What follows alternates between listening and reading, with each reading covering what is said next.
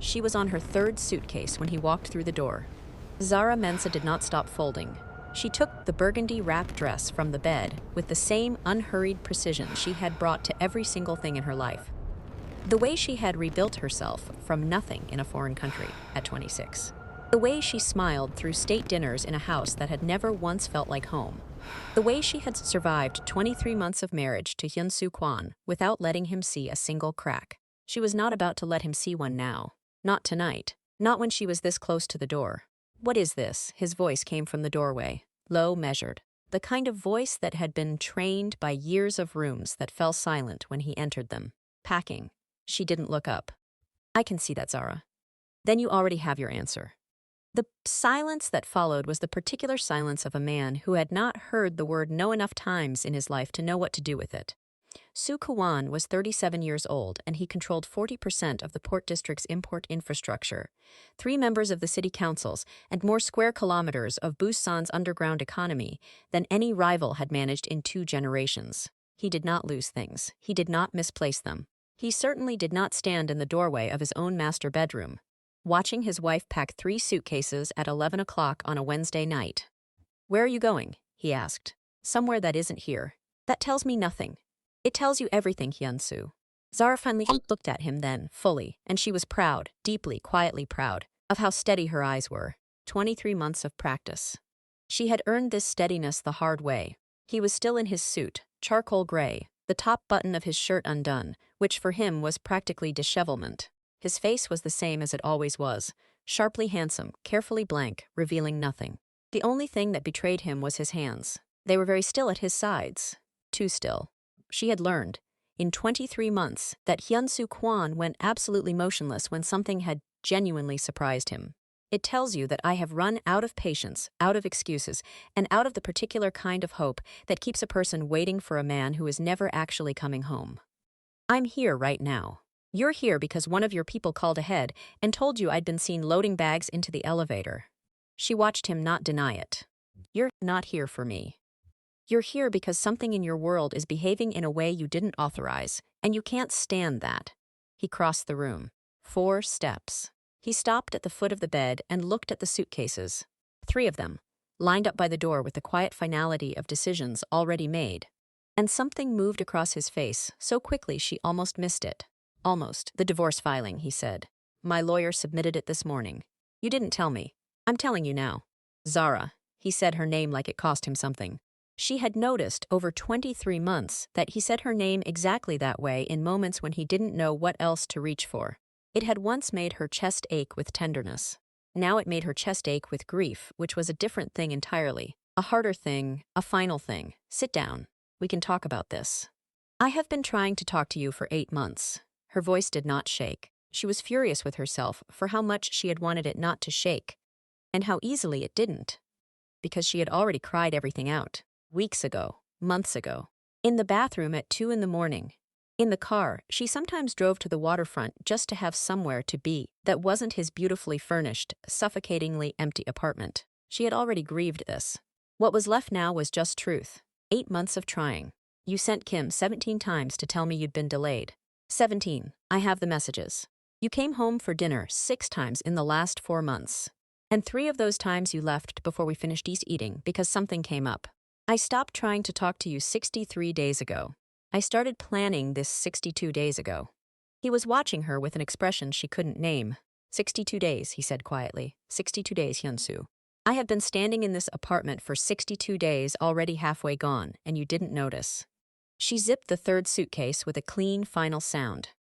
"I don't think you notice much that doesn't have a threat attached to it."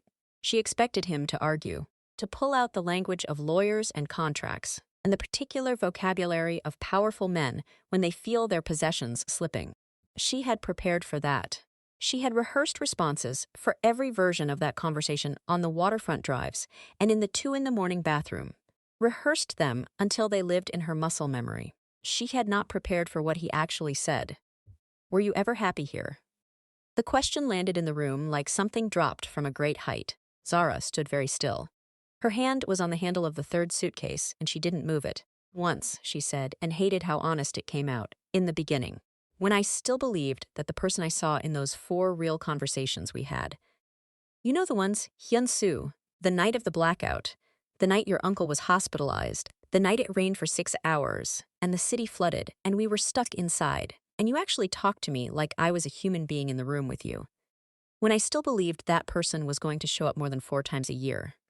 She picked up her coat from the chair, the dark green wool one she'd bought herself, with her own money, from the market in Nampadong, because his assistant had kept sending her gifts, chosen by someone who had never once asked what she liked.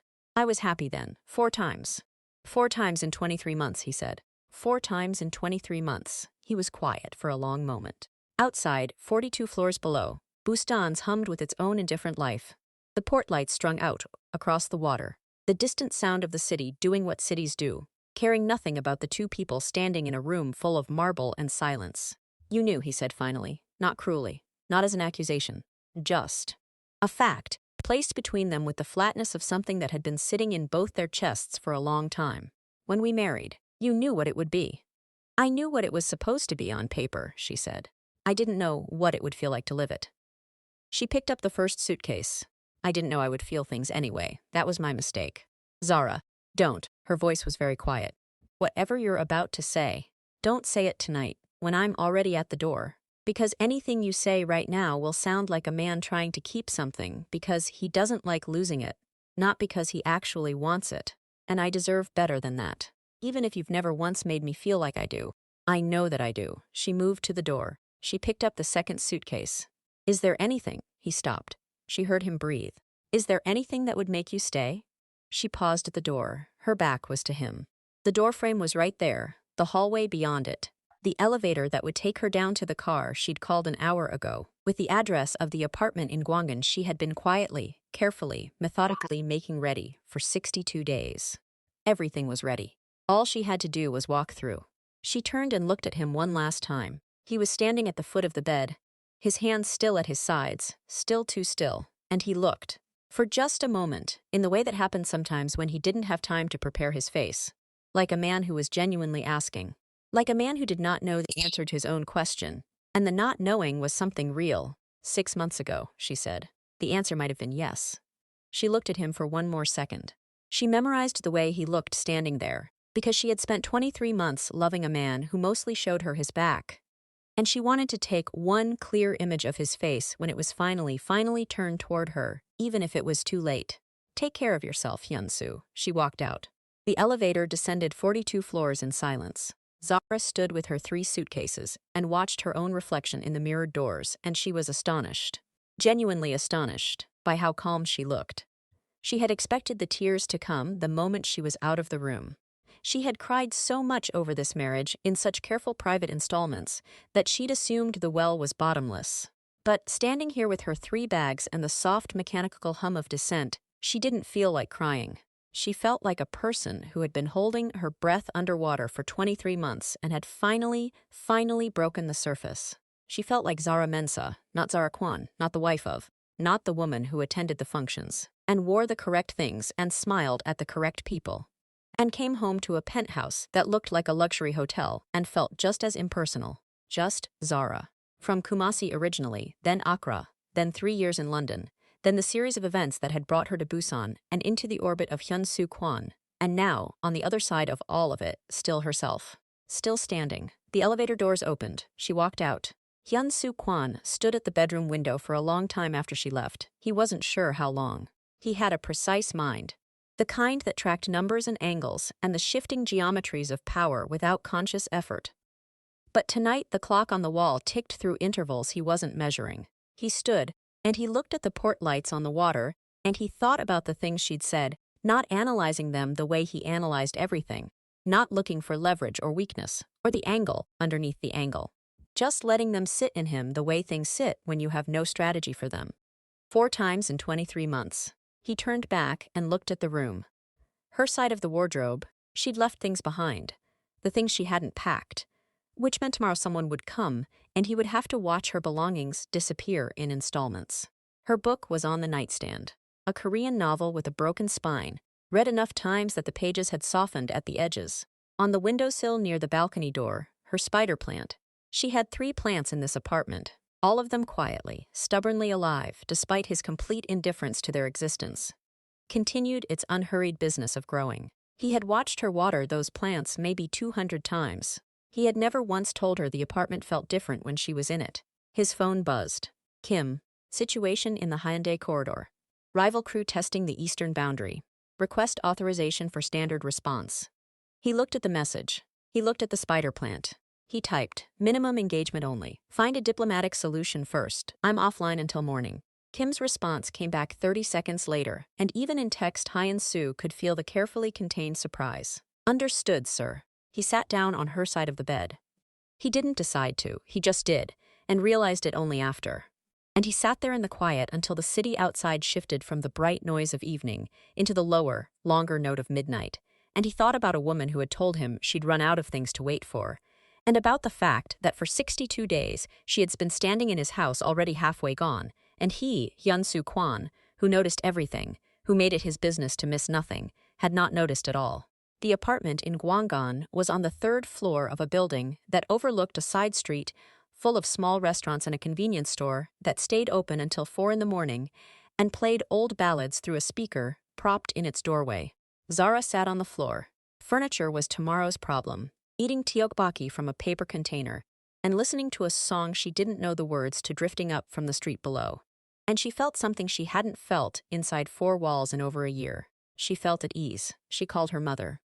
Zara Mensah listened to the entire account from beginning to end, without a single interruption, which was remarkable, because Zara Mensah had opinions about most things, and generally shared them at a brisk pace. When Zara finished, there was a long pause. Are you eating? Her mother said. Mama, I just told you I left my marriage. I heard you. I am asking if you are eating because you have never once in your life remembered to eat when something is hurting you. I'm eating tteokbokki, whatever that is. It smells spicy from here. Another pause, and then softer. This man, he didn't fight for you when you walked out? Zara thought about Hyun-soo standing at the foot of the bed. Too still, his hands at his sides. Is there anything that would make you stay? He asked me a question, she said carefully. At the end. What question? He asked if there was anything that would make me stay. Her mother was quiet for a moment. And what did you say? I said the answer might have been yes 6 months ago. Her mother's silences had textures. This one was the texture of a woman seeing several things simultaneously and choosing which one to say. That is not a man who wanted you to go, Zara. That is a man who did not know how to ask you to stay. Mama, I am not telling you to go back. I am telling you to pay attention. There is a difference between a man who never wanted you and a man who wanted you, and did not know it until you were already at the door. I cannot tell you from here which one he is. Only time tells you that. After they hung up, Zara sat by the window with the last of her tteokbokki and gave herself 5 counted minutes to think about Hyun-soo Kwon without armor. The 4 real conversations. And they had been real. That was what made everything so much worse. They had been genuinely, painfully real. The night the city flooded, and they'd been stranded inside for 6 hours. And he'd told her about wanting to study marine engineering before his father got sick. And the organization needed a leader, and the future he'd imagined for himself quietly closed like a door.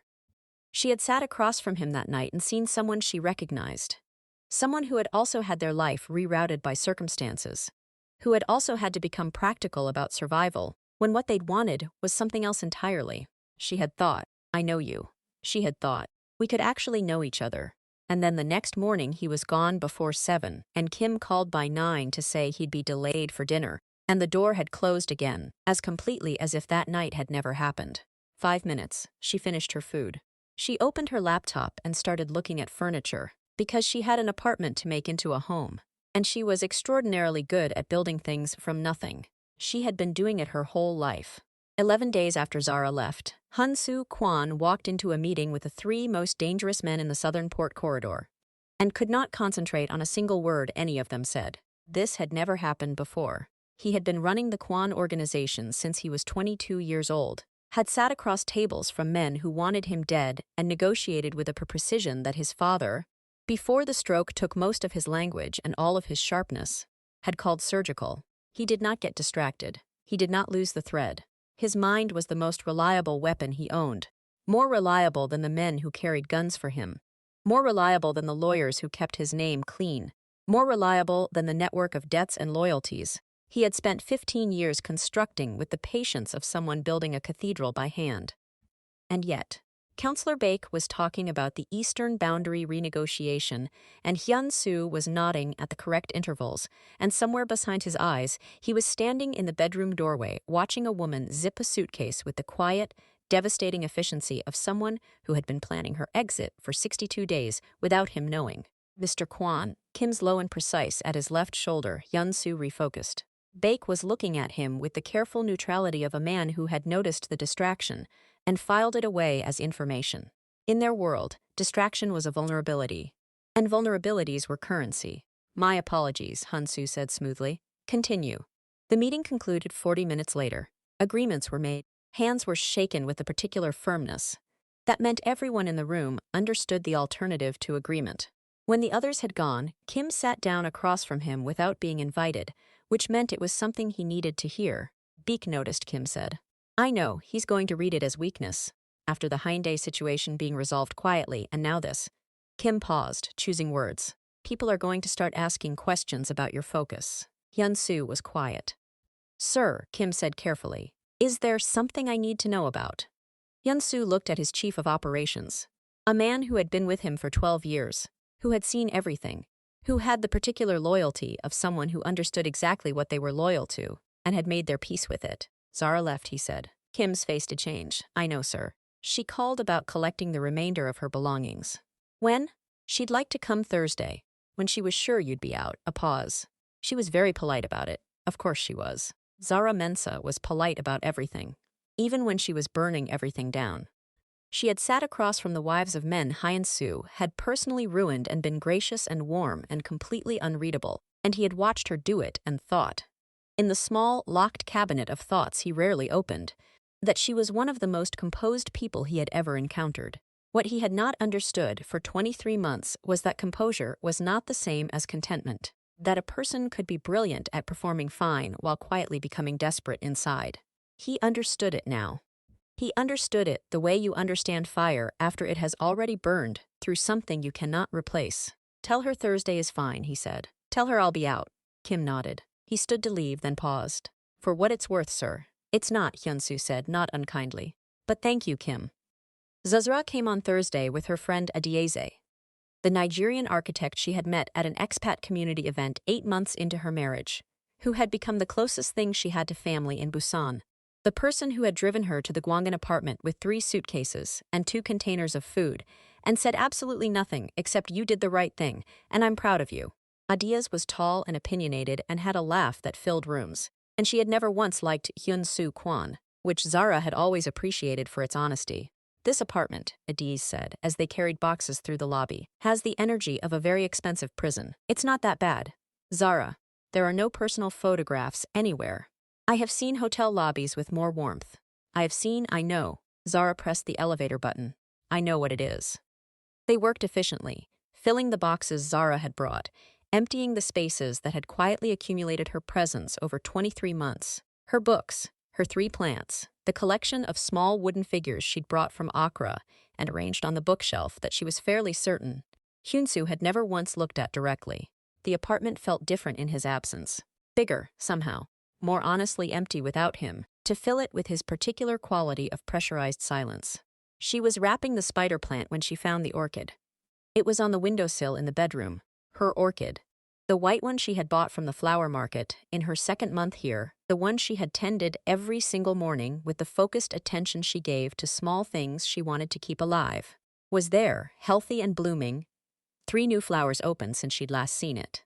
She stood there, holding the wrapped spider plant and looking at her orchid and working through what she was seeing. Orchids were not self-sufficient. They needed water at specific intervals, indirect light, particular attention. In the 11 days since she had left, someone had been tending it. She thought about Hyun-soo standing at the bedroom window the night she left, and she hated, genuinely hated, the way her chest responded to the thought. She took the orchid. She did not expect to see him again so soon. 8 days after she collected her things, she was at the Nampodong market, her Saturday ritual, the one unambiguously good habit she had built in Busan, wandering the stalls in the morning with no particular agenda, buying whatever looked interesting, practicing her Korean on patient vendors who corrected her pronunciation with cheerful firmness. She had her canvas bag and her coffee, and the comfortable invisibility of a woman in her own private Saturday, and she was examining persimmons at a fruit stall when she heard his voice. He was 20 feet away, at the edge of the market, speaking quietly to a man she didn't recognize. Not Kim. Not any of the associates she had learned by face over 23 months of functions and dinners. This man was younger, sharply dressed, and had the particular stillness of someone in Hyun-soo's world. The trained, watchful stillness of people who had learned that the wrong reaction at the wrong moment could redefine everything. She should have walked the other direction. She bought the persimmons instead, and turned toward the exit, which took her past him. And of course, he looked up at exactly the wrong moment. Their eyes met. The man beside him noticed, looked at her, looked back at Hyun-soo with an expression Zara couldn't read but didn't like. Zara, Hyun-soo said. Just that. Hyun-soo. She matched his register precisely, neutral, civil, the tone of two acquaintances who had nothing unfinished between them. She was very good at this. Good morning. He glanced at her canvas bag, her coffee, the persimmons. Something flickered across his face. You look well. I am well. She held his gaze for exactly the correct number of seconds. I hope you are too. She looked briefly at the other man, a nod polite and impersonal, and walked past. She made it to the end of the market street before she let out a long, careful breath. She did not look back. She knew, with the certainty of someone who had spent 23 months learning to read him, that he was watching her walk away. She did not look back because looking back would tell him something she wasn't ready to tell. What she didn't know, what she had no way of knowing, was that the man standing with Hyun-soo in Nampadong Market was named Tae Young-oh, and he ran a competing organization out of the Saha district that had been quietly, systematically trying to dismantle the Kwon family's port operations for 18 months. What she didn't know was that Tae Young-oh had spent the 30 seconds watching Zara walk away, cataloging everything about her, the direction she walked, the route she took. The fact that Hyun-soo Kwon's eyes had followed her with an intensity that the man had clearly tried to suppress and completely failed to. What she didn't know was that in their world, a powerful man's exposed emotion was an invitation. She found out 6 days later. It happened on a Tuesday evening when the November rain had turned the streets outside her Gwangan apartment into rivers of reflected light. She had worked a long day. She had taken a consultancy position with a trade logistics firm 3 weeks after leaving. The kind of work that used the international business degree she'd let sit underused during her marriage. The kind of work that reminded her who she was before she became someone's wife. And she was tired in the clean, satisfying way of someone who had used themselves well. She had groceries. She had a plan for jollof rice. She had every intention of a quiet evening. She was half a block from her building when the car pulled up. It happened fast. A dark SUV, engine running. 2 men out of it before she had processed what was happening. And then one of them had her arm, and the other had stepped between her and the street. And she had exactly 2 seconds of pure electric terror before she screamed. Not for help, not a panicked scream, but the sharp, deliberate sound she'd been taught by a self-defense instructor in London years ago, designed to draw attention, and twisted hard against the grip and got one hand free, and the smaller man cursed. And the other one said something fast in a dialect she didn't fully catch. And then there were other people on the street turning to look, and she was screaming again, and one of the men said, "Forget it," in Korean. And they were back in the car and gone. She stood on the wet pavement with her groceries on the ground and her heart slamming in her chest, and her hands shaking so hard she could barely pick up the bag of rice. A woman from a nearby shop had run out, was asking if she was okay. She said yes. She said she was fine. She picked up her groceries. She walked the half block to her building on legs that felt like they belonged to someone else, and she got inside, and she got to her door, and she got it locked behind her, and then she sat down on the kitchen floor with her back against the cabinet because her knees simply stopped cooperating. She sat there for 10 minutes. The jollof rice ingredients were still in the bag beside her. She knew. She was not naive about the world she had married into. She knew what this was. She knew it was connected to Hyun-soo. She knew that something she could not control had reached out of his life and grabbed her by the arm on a Tuesday in the rain. And she knew, with a cold, clarifying anger that cut through the shaking, that this was exactly what she had been afraid of, the kind of thing that happened to women at the edges of powerful men's orbits. She picked up her phone. She scrolled to the number she had told herself she was keeping only for administrative purposes, for the lawyers, for the logistics of ending things cleanly. She stared at it for a long moment. Then she called a Daisy. "I need you to come over," she said when a Daisy picked up. "Something happened. I'm fine. I need someone here tonight." A Daisy arrived in 20 minutes with food and no questions, and simply sat beside her on the kitchen floor without making her explain anything until she was ready. And when Zara told her, Adaise's eyes went very dark and very still, and she said, with a quiet ferocity, "You need to tell him." "No.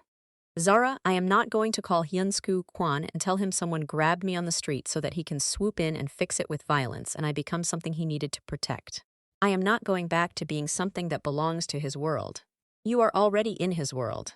You were in it the moment you married him, and you are in it now whether you like it or not." Adiza's voice was not unkind. It was just the voice of someone who loved her enough to say the difficult thing. "You can stay angry about that. You should stay angry about that. But right now, tonight, angry doesn't keep you safe." Zara looked at the phone in her hand. She thought about the market, Taeyong-oh's eyes on her. The way Hyun-soo's careful, trained composure had fractured for exactly 3 seconds when their eyes had met across the fruit stalls. She thought about the man who had grabbed her arm and the cold knowledge that he would be back, that the next time she might not be loud enough or fast enough or lucky enough. She dialed. He picked up on the first ring, like he'd been waiting. "Zara." His voice was different, tight in a way she hadn't heard before. "Someone tried to take me tonight," she said. She kept her voice even. She was proud of how even it was outside my building. 2 men, a dark SUV. They had my arm before I screamed them off. I got away. The silence on the other end lasted exactly 4 seconds. She counted. Then, "Are you hurt? No. Are you at your apartment? Yes. Is anyone with you?" Adiz. Another silence. Shorter this time.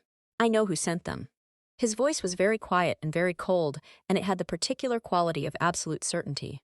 "I'm coming over. Hyun-soo, I'm not asking your permission to make sure you're safe." A pause. Then, in a completely different register, lower, something stripped back in it, "Please." She looked at Adize. Adize raised her eyebrows with an expression that said, "I told you." "Fine," Zara said. "But you come alone." "Alone," he agreed immediately. She hung up, set the phone on the kitchen floor beside her, looked at the bag of groceries she still hadn't unpacked, the onions and tomatoes and Scotch bonnet peppers she had bought with a quiet Tuesday evening in mind, and the world had rearranged itself around. "He said please," Adaize observed in a tone of significant interest. "Don't," Zara said. Adaize said nothing, but she was very carefully not smiling. He arrived in 19 minutes. He was not in his suit. He was in dark clothes, no tie, hair not fully composed, and when she opened the door, he looked at her face, her arms, her hands, with the rapid inventory of someone checking for damage, and the intensity of it was so unguarded that she had to look away. "You're really not hurt," he said, like he needed to confirm it with his own eyes. "I told you I wasn't. I know what you told me." He stood in her doorway and he looked at her small apartment, the furniture she'd picked herself, the photographs of her family on the wall, the 3 plants on the windowsill, the Devolaf rice ingredients still sitting in the bag on the kitchen floor, and something in his face shifted in a way she couldn't name and didn't want to examine too closely. "May I come in?" he asked. Nobody had taught Hyun-soo Kwon to ask permission for things. She knew that. She had seen him walk through rooms his whole life, as if prior authorization was a concept that applied to other people. She stepped back and let him in. Adiz took one long, measuring look at him, picked up her bag, and said to Zara, "I'll be at mine. Call me for anything." She gave Hyun-soo a look on her way out that communicated, without a single word, the full terms and conditions of his presence in her best friend's apartment. And then it was just the two of them. Zara stood in the middle of her kitchen, the one she had made into something real in the weeks since she left. And she looked at her husband standing by the door, and she felt the full complicated weight of everything between them pressing against her ribs. "Tell me what happened," he said. "Everything," she told him. He listened without interrupting, which was something she had always noticed about him. That when he decided to actually listen, he did it with his whole attention, completely still, missing nothing. It was one of the things she had fallen in love with in those 4 conversations. The terrible, inconvenient truth of it. When she finished, he was quiet for a moment. "Taeyong-oh," he said. "He saw us at the market. He used you to send a message. A message to you." Yes, the anger came back clean and cold. "So what happened tonight?" "Someone putting their hands on me." "That's because I was seen talking to you for 30 seconds at a fruit stall." "Yes." He said it without deflection. She appreciated that. She hated that she appreciated it. "Zara, I need to move you somewhere safer." "No." The word was immediate and absolute. "No, Hyun-soo. This is my apartment. I chose it, I pay for it, I built it. You don't get to move me. This isn't about your independence. Everything is about my independence. That is not something you get to temporarily suspend because it's inconvenient. She crossed her arms. What are you going to do about Taeyang-oh? He looked at her for a moment. Handle it. With violence. With whatever is necessary to make sure he never looks in your direction again. She wanted to tell him that was exactly the problem. That whatever is necessary was the language of a world she had spent 23 months trying to separate herself from. She wanted to have the principled conversation about cycles of violence and the costs of power. She was going to have that conversation. Just not tonight. Not when her hands had only recently stopped shaking. You can't stay, she said instead. I know. And this doesn't change anything. About the divorce. About us. He looked at her steadily. I know that too. Then why do you look like it does? The question came out before she could stop it. It sat in the air between them, honest and dangerous, and she watched him work out what to do with it. The fractional tightening around his eyes, the thing that wasn't quite a flinch, but was in the neighborhood of one. In 23 months, she had never asked him a question that direct. Because, he said slowly, like a man stepping carefully across uncertain ground. You called me. She had no answer for that. He moved toward the door. At the threshold, he turned back. I'll handle, you won't be targeted again. And I'll stay away. I know you don't want. He stopped. His jaw was tight. I'm glad you're safe, Zara. She stood in her kitchen long after the door had closed behind him, listening to his footsteps disappear down the hallway. She stood there until she heard the distant sound of the building's front door, and then she stood there a little longer. You called me. She had. She had called him, and he had come in 19 minutes, and he had asked permission to enter her apartment. And he had looked at her like she was the only thing in the room that mattered. She went to the counter. She started making jollof rice because she needed something to do with her hands and because some rituals were too important to let a Tuesday ruin. But she stood at the stove for a long time before she turned on the heat. Taeyang-oh's operation in the Saha district went quiet within 72 hours. Zara didn't ask how. She had made a decision, in the days after Hyun-soo left her apartment, to be honest with herself about what she knew and what she was choosing not to know, and this fell cleanly into the second category. What she knew was that nobody followed her home from work anymore. What she knew was that the dark SUV never appeared again on her street. What she knew was that she could walk to the Nampadong market on Saturday morning and buy persimmons without her body running a quiet, constant threat assessment of every car that slowed near the curb. She was grateful for that. She hated that she was grateful for that. She threw herself into work the way she always threw herself into things that required all of her. Completely, precisely. With the focused energy of a woman who understood that momentum was its own kind of armor. The logistics consultancy had given her a project that was genuinely interesting. Untangling a supply chain problem that 3 people before her had failed to solve.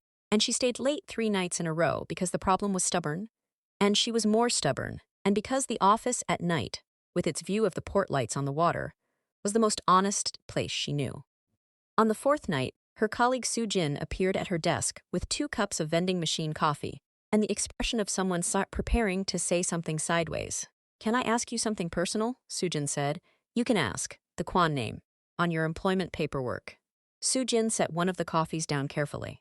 I know it's none of my business. Zara looked at her. Soo-jin was 31 and direct in the way of people who had grown up in households where indirectness was considered a form of dishonesty. And Zara had liked her immediately for it. The divorce is in process, she said. The name goes with it. I'm not asking about the divorce. Soo-jin sat down on the edge of the desk. I'm asking because I grew up in Hyundai, and my father has worked the port for 25 years, and I know who the Kwon family is.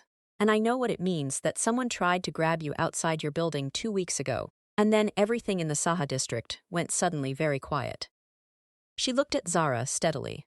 I'm asking if you're okay, actually okay. Zara wrapped both hands around the vending machine coffee. It was terrible. She appreciated it enormously. I don't know, she said, which was the most honest thing she had said to anyone who wasn't a days or her mother in several weeks. I left because I needed to. Everything I told myself about why is still true. And then the world turned out to be more complicated than the clean exit I'd planned. Because he handled it. Because he handled it. Soo-jin was quiet for a moment. My grandmother used to say that the most dangerous men are the ones who would burn the world down for you, but can't remember to come home for dinner. She picked up her own coffee. I always thought that was a warning. But I think she might have also meant it as, I don't know, a tragedy, something to be grieved. Zara looked at the port lights on the water. He came to my apartment, she said quietly. After the incident, he asked permission to come in. He looked at me like I was the only thing in the room, she exhaled. He has never once, in 23 months, looked at me like that inside our own home. Soo-jin said nothing. Sometimes nothing was exactly right. I'm okay, Zara said finally. I think I'm okay. I think I'm also very confused. And I think I'm going to have to figure out the difference between those two things. Hyun-soo was not okay. He would not have used that word, would not have used those words together in that order about himself under almost any circumstances, because he had spent 15 years in a world where not okay was the kind of admission that got people hurt. But if he had been capable of the honesty, he would have said, "Something is wrong with me, and it started on a night I watched a woman walk out with 3 suitcases. And I have not been able to locate the part of myself that functions correctly since." He made 3 decisions in the 2 weeks after the O situation that his associates discussed in careful oblique language when they thought he wasn't listening. The first was to pull the organization's involvement from a construction bid rigging arrangement that had been running for 4 years and generating significant revenue. The arrangement required putting pressure on a city housing official who had a daughter in secondary school and a wife undergoing treatment for an illness. And Hyun-soo had looked at the file, really looked at it, for the first time, instead of scanning it for numbers, and said, "We're done with this one. Find legitimate bids." Kim had said with perfect professional neutrality. "That will cost us approximately." "I know what it will cost," Hyun-soo had said. "Do it anyway." The second decision was to stop the protection fee collection in the Nampo Market District. It had been running for 9 years. The vendors, the fruit stalls, the fish sellers, the women who arranged flowers in the early morning cold before the market opened, paid a monthly sum for the privilege of operating without interference. He had grown up understanding this as simply the way of things, a transaction as ordinary as rent. He had gone to that market on a Saturday morning and watched Zara buy persimmons with her canvas bag and her terrible coffee, completely at ease, completely herself, and he had understood with sudden vertiginous clarity exactly what the protection fee actually was. He had ended it. The third decision was the most expensive and the most quiet. He had Zara's employment file from the logistics firm. Not because he'd done anything with it. He had simply had it pulled as a reflex of control he was beginning to recognize in himself as ugly, and he had put it through a shredder. Physical paper, physically destroyed. He had stood there, watching it go, and understood that he was destroying the last piece of leverage he had accidentally held over her life simply by possessing it. He had felt, shredding it, something he couldn't immediately name. He thought about it for 2 days before he identified it as clean. He had not felt clean in a very long time. She called him on a Thursday evening. He was in his office, reviewing the restructured port contracts. Legitimate, painstakingly legitimate. The kind of paperwork that his grandfather would have found hilarious and his father would have found confusing. When his phone lit up with her name, he stared at it for 1 full ring, then picked up. "Zara. I know I said I'd communicate through the lawyers." Her voice was not the lawyer voice. It was the voice she used when something was genuinely on her mind and she had decided to be direct about it, which was one of the voices he had spent 23 months not giving her enough opportunity to use. "But I found out something today, and I felt like you should hear it from me first." He was already still. "What is it?" Adias was at the Nampo market this morning. A pause. The vendors there. They were talking about the protection fees stopping. Just stopping. 2 weeks ago. They couldn't figure out why. He said nothing. Hyun-soo, her voice had changed slightly. Something in it he couldn't fully decode. "Did you, was that?" "Yes." A long silence. The port lights in his office window blurred slightly. He blinked. "Why?" she asked. He thought about a dozen things he could say. Strategic repositioning, liability reduction, a calculated move toward the legitimate operations that would eventually allow the organization to transition away from. All of it was true, in the way that things can be technically true while not being the actual reason. He had made a promise to himself, shredding that file, that he was going to stop choosing the language that kept him safe over the language that was real. "Because I went to that market on a Saturday," he said. "And I watched you buy fruit and drink bad coffee and talk to the vendors like they were people you were glad to know. And I stood there and I understood for the first time in 15 years what those fees actually looked like from the other side." A pause. "I should have understood that a long time ago. I didn't. I'm trying to understand it now." The silence stretched between them, long and full of things neither of them had named yet. "That's not a small thing," she said quietly. "What you just said. I know. It doesn't fix everything. I know that too, Hyun-soo. Her voice was careful. The way voices get when someone is deciding how much honesty they can afford. What are you doing? He looked at the restructured contracts on his desk. At the shredded file. At the 15-year organization he had inherited and built and maintained and was now piece by piece, in ways that were terrifying him and clarifying him simultaneously, beginning to examine with the eyes of someone who had finally decided to look directly at what he'd built instead of through it. I think, he said, I'm trying to figure out who I am without the parts I inherited by default. He paused. You asked me that when we talked. In the beginning, you asked me if I knew who I was. I asked when we were first introduced, she said. At the dinner, you were introduced to me as the head of the Kwon organization, and I asked you what you actually wanted to be when you stopped running it. A pause, and he heard something in her voice that was not quite, a smile. You looked at me like I'd said something in a language you'd forgotten you once knew. Marine engineering, he said. She was quiet. Then, you remembered that I remembered. I remember everything you've said to me. He said it simply, without calculation, because it was true, and because he was done with the habit of withholding truths, because they left him exposed. All 4 conversations, every word another silence. This one had a different texture than the others. Less like absence, and more like something present. Something that hadn't been there before, filling the space between them through a telephone line across a city. I need to say something, Zara said. And I need you to hear it as honestly as I mean it, not as an opening or a negotiation or a sign of anything except what it actually is. Tell me, I left because I had to. That is still true. The 23 months of absence, of being invisible in my own life, of building walls around myself just to survive a marriage to someone who wasn't there. That doesn't disappear because you stopped a protection racket and came to my apartment when I was scared. It doesn't disappear because I can hear something different in your voice now. People don't change in 3 weeks, Hyun-soo. Not really, not in the ways that matter. I know, he said. But, she exhaled, he heard it, that breath, and he sat forward. I also left because I believed the 4 real conversations were the exception. That the person I saw in them was buried too deep under everything else to ever actually surface. And I'm starting to wonder if I was wrong about that, not about leaving. About that specific thing, he closed his eyes. What does that mean? It means I don't know yet. Her voice was honest and unsteady, and he had never heard her unsteady before, and it undid something in him completely. It means I'm not ready to have a different conversation yet.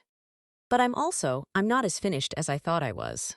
And I think you deserve to know that, because you came when I called and you asked permission to come inside and you looked at me like... She stopped. Like what, he said. A long pause, like I mattered. Like I was something you were afraid of losing. Another pause. I needed to have mattered, Hyun-soo. For 23 months, I needed to matter, and you never showed me that I did. And now you're showing me. And I don't know what to do with that. He sat very still. What would you need, he asked. Not to come back. I'm not asking that. I mean, what would you need to believe that it's real? The change. That it's not performance, not strategy. What would it actually take? She thought about it. He could hear her thinking. The particular quality of Zara Mensah's silence when her mind was working through something honestly. Time, she said. Not proximity, not grand gestures. Just time and consistency. And you doing the work of becoming someone different, not because you want me back, but because you actually want to be someone different. She paused. Can you tell the difference between those 2 things? He thought about the shredded file, the market fees, the night he'd sat in the dark kitchen after she left, and understood, for the first time, that he had been alone in a room full of people for 15 years, the architecture degree he had never pursued, and the buildings he still sometimes designed in his head, alone, late at night, the way other people kept private journals. I'm starting to, he said. Then that's enough for now. Not a yes, not a door opening, but not the sound of a door closing either. And in the space of that, in the small, terrifying, honest space of that, Hyun-soo Kwon felt something he had no word for in any language. The closest he could get was possible. Zara, he said. Thank you for calling. Don't make me regret it, she said. And then quieter. Good night, Hyun-soo. Good night. He sat with the phone in his hand long after the call ended. Outside his window, the port ran its own tireless operations. The cargo lights moving slowly across the dark water. The machinery of commerce that had defined his entire life running its grooves so deep he had mistaken them for the shape of himself. He looked at it all for a long time. Then he opened a desk drawer and took out a sketchpad he'd kept there for 11 years, without once opening it, and he drew a building. Nothing elaborate.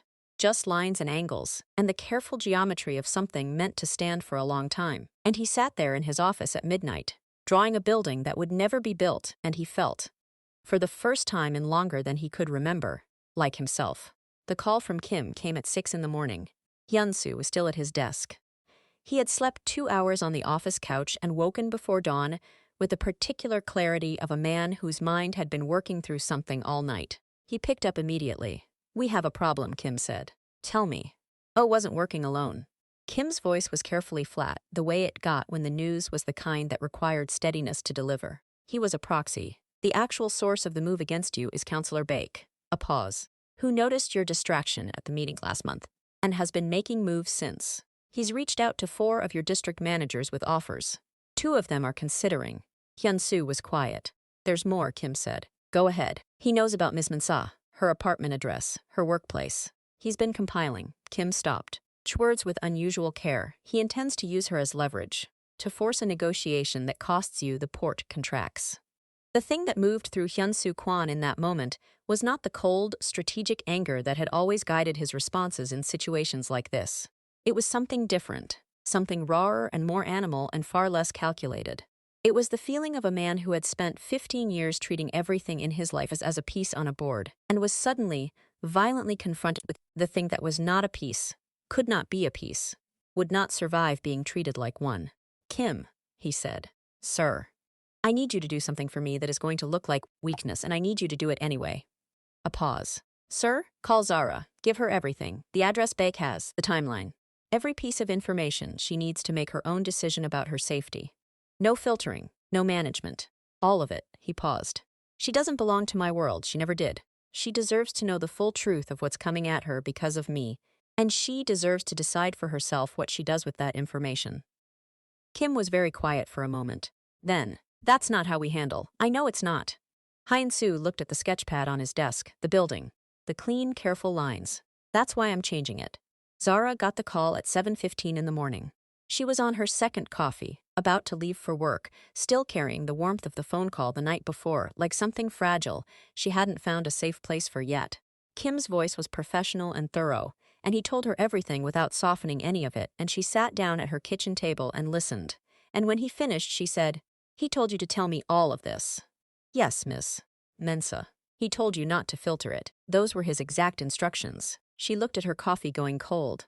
At the plants on her windowsill, her 3 plants, brought from the apartment she'd left, alive and stubbornly thriving in the November light.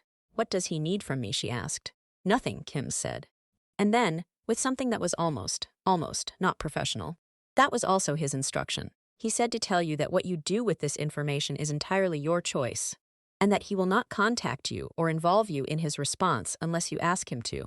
She closed her eyes. "Tell him," she said slowly, "that I'm not going anywhere." A pause. "Mensah? Tell him I'm not running." She opened her eyes, looked at the plants, at the photographs of her family, at the apartment she had built from nothing in 62 days of planning and 2 years of knowing exactly what she was worth. "Tell him that if Counselor Baek thinks I am something he can use to get to Hyun-soo Kwon, he has catastrophically misunderstood who I am." She stood up. "And tell Hyun-soo that if he wants to talk, really talk, not through lawyers, not through Kim, not through any kind of management. He knows where I live. He can knock on my door like a person." She hung up, picked up her coat, went to work, and tried, for 8 full hours, not to think about the sound of his voice the night before saying, "I remember everything you've said to me." She failed completely. Please, if you have gotten this far, comment where you're watching this from and subscribe to support the channel. He knocked on her door at 8 o'clock on a Friday evening. Not Kim, not a message through lawyers, not a car sent to her building with instructions relayed through 3 intermediaries the way everything in Hyun-soo Kwon's world got handled. Buffered, managed, processed through layers of people whose job was to keep him from having to be directly present for anything uncomfortable. Just him, standing in the hallway of her 3rd-floor Gwangan apartment building in dark jeans and a gray sweater, no suit, no armor, holding absolutely nothing in his hands because he had come with nothing to offer except himself. And he understood, finally, that himself was either enough or it wasn't, and no amount of strategy was going to change that. Zara opened the door and looked at him for a long moment without speaking. He looked back. "You knocked," she said. "You told me to." I didn't think you actually would. I know, he held her gaze. Can I come in? She stepped back. He came inside. The apartment had changed since the night of the incident. Small changes, the kind that accumulated into something that added up to a life. A second bookshelf against the wall already filling up. A print above the kitchen table, something abstract in burnt orange and deep green that he didn't recognize but that was unmistakably hers in its palette, warm and bold and completely certain of itself. The plants on the windowsill had multiplied. There were 5 of them now, crowded in the November light, with the cheerful stubbornness of things that had decided to thrive, regardless of circumstances. He recognized her spider plant, her orchid, the 3 she had brought from their apartment, and 2 new ones she had acquired and kept alive entirely on her own, in the home she had built in 62 days of quiet, determined planning. Sit down, she said. Not warm and not cold, just honest. He sat at her kitchen table. She filled 2 glasses of water, not asking, just doing it, the way she had always moved through spaces, efficiently and without performance, and set one in front of him and kept one for herself and sat across from him with her arms loose at her sides and her eyes direct and open. Tell me about Bake, she said. It's handled. How? He looked at her steadily. I gave up the port contracts. The silence that followed was the kind that has weight. The port contracts, she said slowly, Hyun-soo. That's the foundation of everything the Kwon operation runs through. That's 15 years of. I know what it is. You gave up the port contracts to neutralize Bake. I gave up the port contracts, he said, because Bake's leverage over me was the threat of using you. And I decided that no contract, no territory, no arrangement that has taken 15 years to build is worth being the reason someone puts their hands on you. He said it simply, without drama, the way he had been learning, slowly, clumsily, with the gait of someone relearning how to walk after a long time still. To say true things in their plainest form. So I removed the leverage. I gave Bake what he wanted from the business. In exchange, he withdraws entirely. His people never come near you. That was the condition. Non-negotiable. Zara looked at him for a very long time. You didn't have to do that, she said. I know. The divorce is still in process.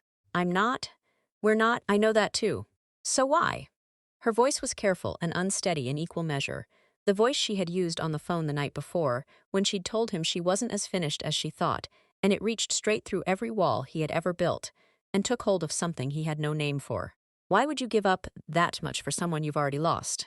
He looked at his hands on her table. His hands that had signed 15 years of documents he had not examined closely enough.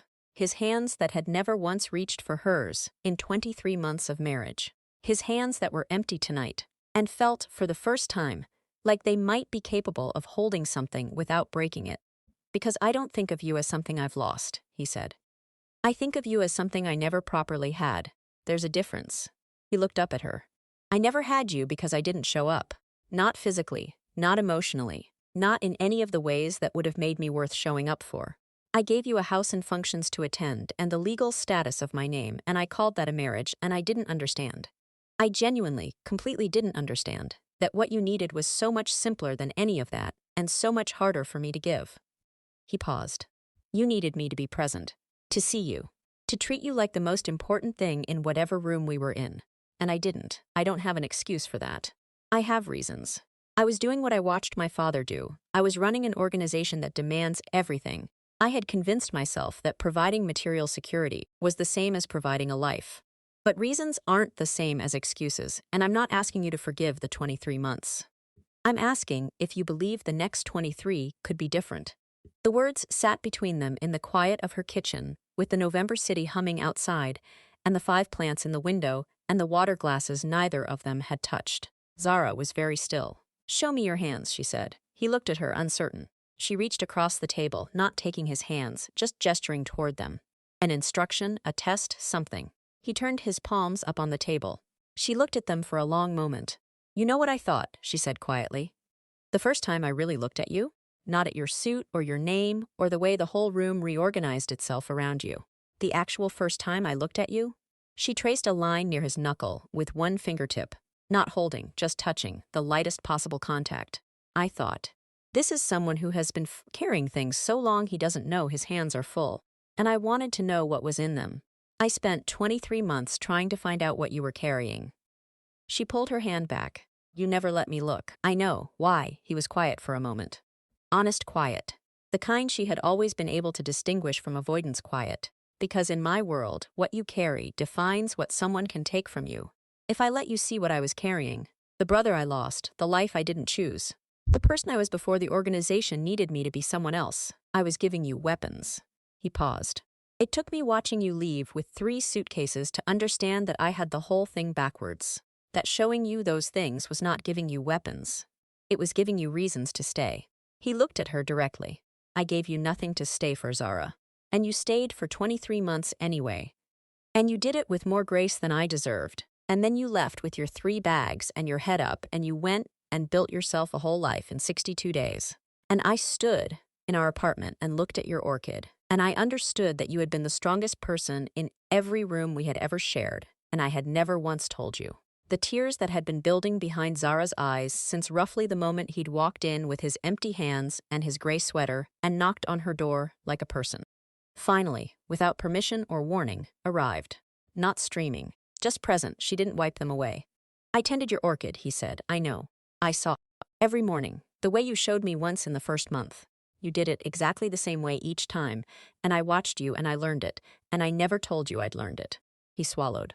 I don't know why I never told you. I do, she said softly, because telling me would have meant being seen. And you weren't ready to be seen. She looked at him across the table. Are you ready now? I don't know if I know how, he said. I know that I want to learn. I know that the wanting is real, and not strategy and not performance.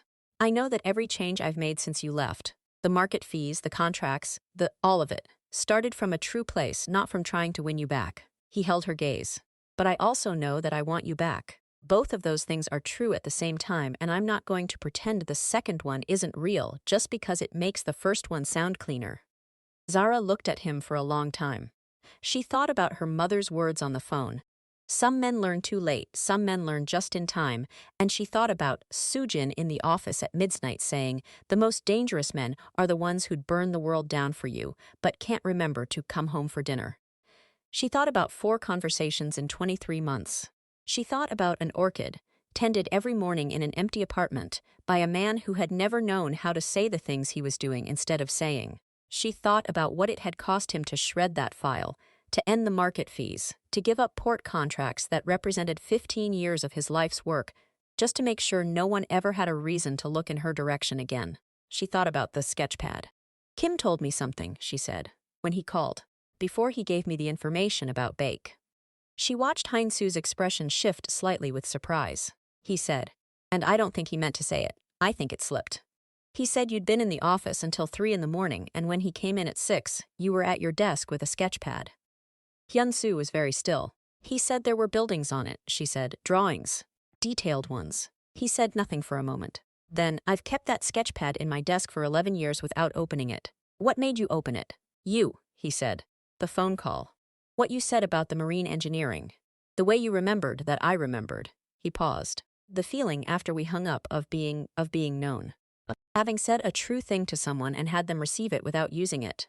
I hadn't felt that since. He stopped. Since the flooding night, she said quietly. When we talked for 6 hours, yes, she got up, moved to the window. Outside, Busan did what Busan did. The port lights, the traffic, the city's tireless, indifferent pulse. She stood there for a moment with her back to him, looking at the lights on the water, and she thought about the version of her life in which she had walked out cleanly. 3 suitcases, 62 days of planning, the Gwangan apartment, the logistics job, a diese, the jollof rice, the 5 plants, the independent, self-sufficient, entirely her own life she had been so carefully constructing. That life was good. It was genuinely good. She had built it from nothing the way she had always built things, and it was solid and real and entirely hers. And it had a shape like something's missing. She turned back. I'm not canceling the divorce, she said. He nodded once. I understand. I'm not moving back in. I'm not wearing your name. I'm not standing at another function smiling at people I don't know to represent something I'm not part of. I know. But she came back to the table. She sat down across from him. She picked up her water glass and finally took a drink and set it down and looked at him with her full, direct, unprotected attention. The attention she had given everything in her life that she had decided was worth giving it to. I want to try something that has nothing to do with marriage and contracts, and what we were on paper. I want to try, she searched for the word. I want to try knowing you, the actual you. The marine engineer who draws buildings at 3 in the morning. The man who learned how to tend an orchid by watching me and never said a word about it. The person who was in those 4 conversations. She held his gaze. I want to see if that person shows up consistently. Not when it's convenient, not when there's a crisis, on ordinary Tuesdays, in boring weeks, when there's nothing dramatic happening, and it's just 2 people trying to actually see each other. She paused. Can you do ordinary, Hyun-soo? Because the grand gestures, the port contracts, the protection fees, those are enormous and I believe they're real and they matter. But what I needed for 23 months wasn't grand gestures. It was someone who came home for dinner. Something shifted in his face. Cracked open, just slightly. The way things crack when the pressure on both sides finally equalizes. I don't know, he said honestly. I have never once in my adult life prioritized ordinary. I don't know if I know how. He looked at her. But I want to learn. And I think learning it starts with being honest that I don't know how instead of pretending I do. That's the most promising thing you've ever said to me, she said quietly. He almost smiled. It was a small, uncertain thing. Entirely unlike the controlled, strategic expressions she had catalogued over 23 months. It was the smile of a person who wasn't sure smiling was the right response but was doing it anyway, because something genuine had crept up on him. She felt her own face do something similar against her better judgment. Coffee, she said, Saturday morning. There's a place in Gwangan that's small and loud and the coffee is average and nobody will know who you are. Equal footing, he said. Equal footing. You pay for yours, I pay for mine. And then we see. She looked at him steadily. That's all it is right now, Hyun-soo. Coffee and seeing. No promises, no contracts, no performance.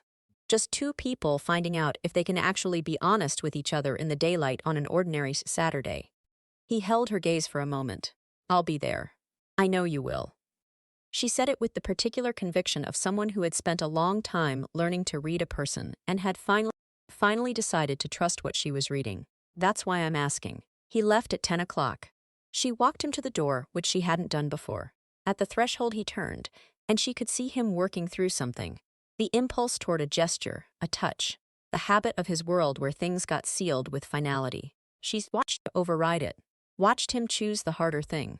Good night, Zara. Good night. He walked down the hallway. She stood in the doorway and watched him go and didn't call him back. Because this was not the kind of story where things got resolved in a single night. And she had learned, the hard way, the honest way, the only way she knew, that the only things worth building were the ones that took real time.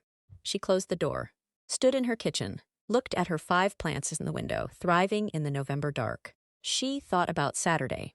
She thought about ordinary Tuesdays and boring weeks. And a man who had spent 15 years being extraordinary in all the ways that didn't matter and was now haltingly, clumsily, with the uncertain movements of someone learning to walk in a different direction, trying to figure out how to show up for the things that did. She thought about a sketchpad opened after 11 years. Buildings drawn at 3 in the morning. Lines and angles and the geometry of something meant to stand. She picked up her phone and called her mother. Mama. Her mother's voice was immediate. It's late. Are you okay? I think so. She sat down at the kitchen table where his water glass was still there, half full, and she looked at it with an expression she was glad no one was present to see. I think I might be making a decision I don't fully understand yet. Those are usually the real ones, her mother said. He came to the door, Mama. He knocked. He came with nothing in his hands and he sat at my kitchen table and he told me the truth. All of it. The parts that cost him something to say. She paused. And then he left when I told him to. Her mother was quiet for a moment. Then, and the divorce? Still happening, and the man. Zara looked at the water glass, at the plants, at the burnt orange print on the wall she had chosen for herself, bold and warm and certain. At the life she had built in 62 days that was real and solid and entirely her own. The man, she said, gets coffee on Saturday. That's all I know. Her mother made the sound she made when she was holding back something significant. Then, Zara, did you eat tonight? Zara laughed. A real laugh, sudden and surprised, the kind that came from somewhere unguarded. Yes, Mama. I ate. Good. A pause, and then softer, with all the weight of a woman who had survived everything and come out the other side still standing. Whatever you decide, my love. Make sure it is yours. Make sure it is free. Make sure that whoever is in your life is there because you chose them on your own 2 feet, not because you were afraid of what leaving would cost. I'm not afraid, Zara said. And she meant it. That was the thing. The real thing. The thing that had changed between the woman who had packed 3 suitcases and walked out, and the woman sitting now at her kitchen table in the apartment she had built herself. She was not afraid. Not of leaving. Not of staying. Not of the complexity of what came next, or the possibility that she might be wrong, or the fact that love and wisdom did not always arrive at the same time. And you sometimes had to choose which one to lead with. She was Zara Mensah from Kumasi originally, then Accra, then London, then Busan, then 62 days of planning and 3 suitcases and 5 plants and on a windowsill and a logistics job and an ordinary life that was entirely, unapologetically hers. And she was a woman who had looked at a complicated, damaged, slowly waking man across a kitchen table and decided that she was brave enough to find out who he was becoming. Not brave because she wasn't scared. Brave because she was scared and she was doing it anyway. On her own terms, with her eyes open, in the full daylight of a Saturday morning over average coffee. That was enough. That was in fact everything. He was at the cafe before her. She saw him through the window when she turned the corner, sitting at a table by the glass with 2 cups in front of him. And she stopped walking for just a moment because something about the image stopped her. Hyun-soo Kwon, in jeans and that gray sweater, at a small table in a loud cafe where nobody knew his name, sitting with 2 cups of coffee, like a man who had arrived early because he wanted to, not because strategy required it. He looked up, saw her through the glass, and he raised his hand. Just a small wave, uncertain, entirely human. She pushed open the door and went inside. "I paid for yours," he said when she sat down. "Hyun-soo, I know." Equal footing, he slid her cup across. "But I got here first, and the line was long, and I couldn't watch you stand in it." She looked at him, looked at the coffee, looked at him. "Fine," she said, "but I'm buying next time." Next time. She watched him hear those 2 words land. Watched them do something to his face that no port contract or territory negotiation had ever done. Something simple and enormous and real. Next time, he agreed. Outside Busan went about its ordinary Saturday. Inside, 2 people sat across from each other with average coffee, and the whole complicated truth of everything between them and the tentative, terrifying, necessary work of beginning. It was not a fairy tale. It was better than that. It was real.